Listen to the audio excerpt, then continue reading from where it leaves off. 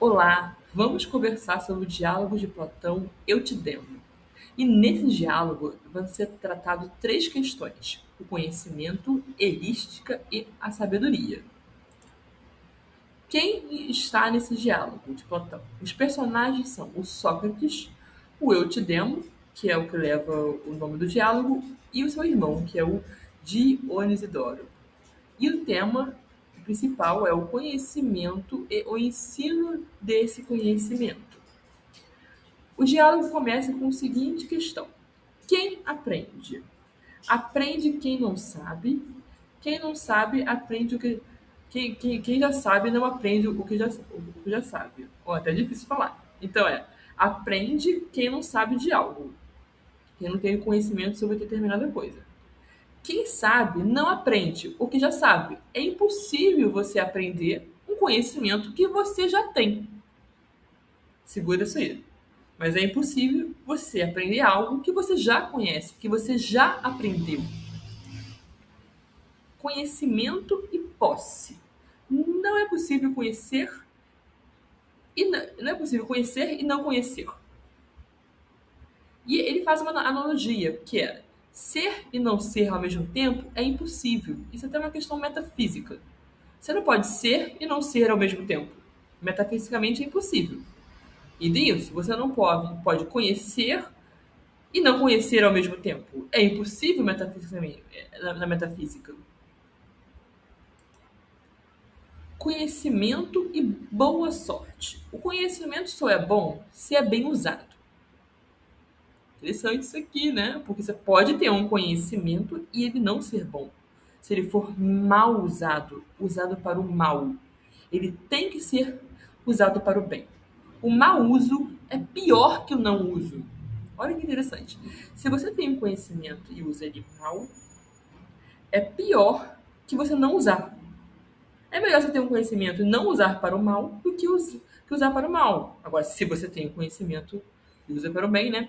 Eu sou bibliotecária e sempre tinha um exemplo na aula de serviços de referência, que é a aula que você aprende a atender os usuários na biblioteca. E a professora falava assim: pô, se chega um usuário na biblioteca e fala para vocês que quer um bando de livros de como faz uma bomba. Assim, né? Ele fala isso: olha, eu quero aprender a fazer uma bomba atômica. E ele te pede livros sobre aquele assunto que ajude ele a montar uma bomba. Pensa assim: você daria esse livro para ele? E na aula ela faz esse questionamento. E eu penso, pô, você está dando um livro, um conhecimento, um conteúdo que a pessoa vai usar para o mal. E a pessoa falou que vai usar para o mal, que vai criar uma bomba. É bem legal isso, até surge bastante questões éticas, ué, mas você não pode tirar a liberdade dele ter acesso a esse conhecimento, a esse conteúdo, você não tem culpa do que ele vai fazer no conteúdo, né? Quem está dando. Aqui até com o professor também, né? O professor dá um conhecimento, se você for usar mal, não é culpa do professor.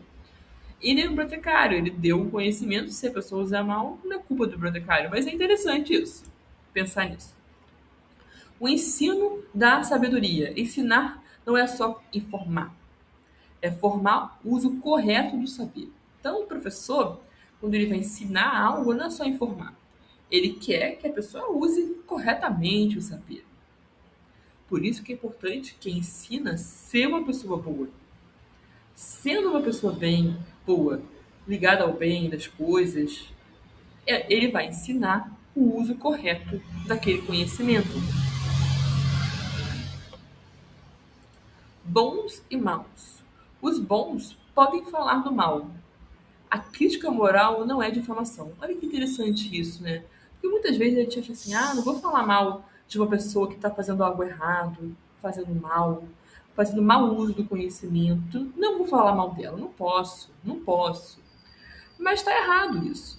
Se a pessoa está fazendo mal, um problema, você tem que falar. Isso é um bem, você falar do mal é um bem. Até para a pessoa e para a situação. Não é difamação. A gente não pode se omitir diante do mal. Aí é omissão, não é?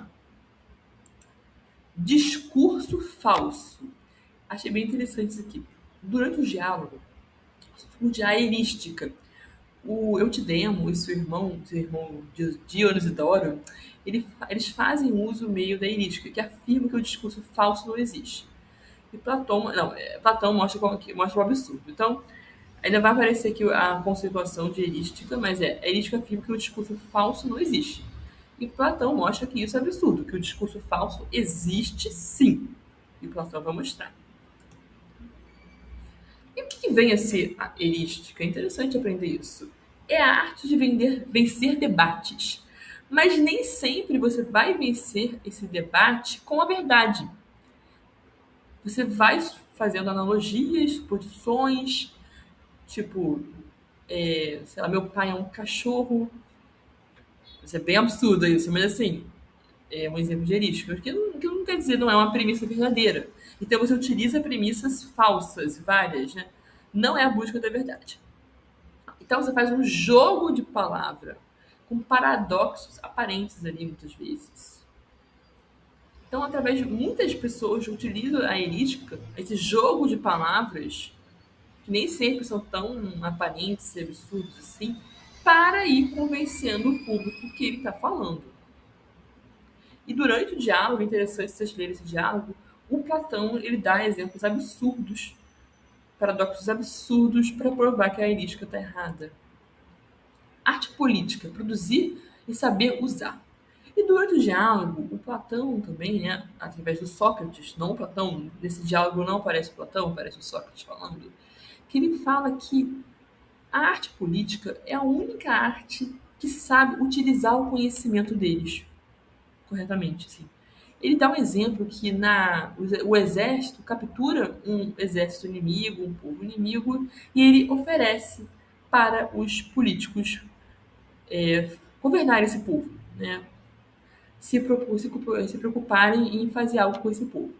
Já na arte política, os próprios políticos, através da retórica e tudo mais, eles mesmos sabem conduzir ali aquele povo que está sob seu comando, entendeu? Sabedoria e política, formar cidadãos melhores. Então, assim, você tem que formar pessoas melhores que estão ali na polis. Não só os ricos ou poderosos. Porque uma das críticas de Sócrates ao movimento sofista, se vocês lembrem, é que eles ganhavam dinheiro para ensinar o conhecimento. Então, os sofistas ganhavam muito dinheiro para ensinar. E só quem podia pagar eram as pessoas ricas da sociedade grega. Só cuidado para não fazer nenhum anacronismo sobre isso. Assim, da época era diferente da agora. Mas assim, então, só quem tinha muito dinheiro podia pagar para um sofista ensinar para ele. Né? Erística versus a filosofia. Você precisa, na erística, vencer o debate e não compreender. Tanto que é feito com vários paradoxos e tudo mais. Analogias absurdas. Mas você precisa vencer o debate, você não precisa compreender. É uma aparência que importa, a aparência de saber. Parece que a pessoa sabe muito, porque ela faz muito dessas questões aqui. Vamos voltar ali na. Ela vai ali fazendo muitos. Como diz aqui, peraí, ó, quer ver? Ela, arte de vencer debate, não busca verdade. Exemplo, jogo de palavras, é isso que eu estava procurando. Ela faz muitos jogos de palavras que parece que ela sabe alguma coisa, que tem uma aparência de verdade, mas não é verdade. O conhecimento pode ser pago, né? Mas não pode ser vazio. Mas o conhecimento pode ser pago. Se você tem um conhecimento de algo, é justo até que você receba o pagamento daquele seu conhecimento. Afinal, você teve um trabalho de adquirir aquele conhecimento. Mas não pode ser um conhecimento vazio, que você vai oferecer por apenas ganhar dinheiro. E qual é a conclusão? Desconfiar de discursos brilhantes. Eles podem ser apenas jogos de palavras. Vá à essência do discurso. Buscar a sabedoria verdadeira e usar o conhecimento para o bem. E aí já falamos alguns diálogos aqui sobre o que é o bem e tudo mais. Se quiser, volta aos vídeos anteriores. Lembrando sempre que eu não sou nem estudante de filosofia, nem filósofa, bem longe disso. Eu apenas gosto de ler os diálogos e trazer um pouquinho da minha compreensão para vocês. Se vocês tiverem também compreensão, se você leu esse diálogo, tem dúvida, só colocar nos comentários. Até a próxima!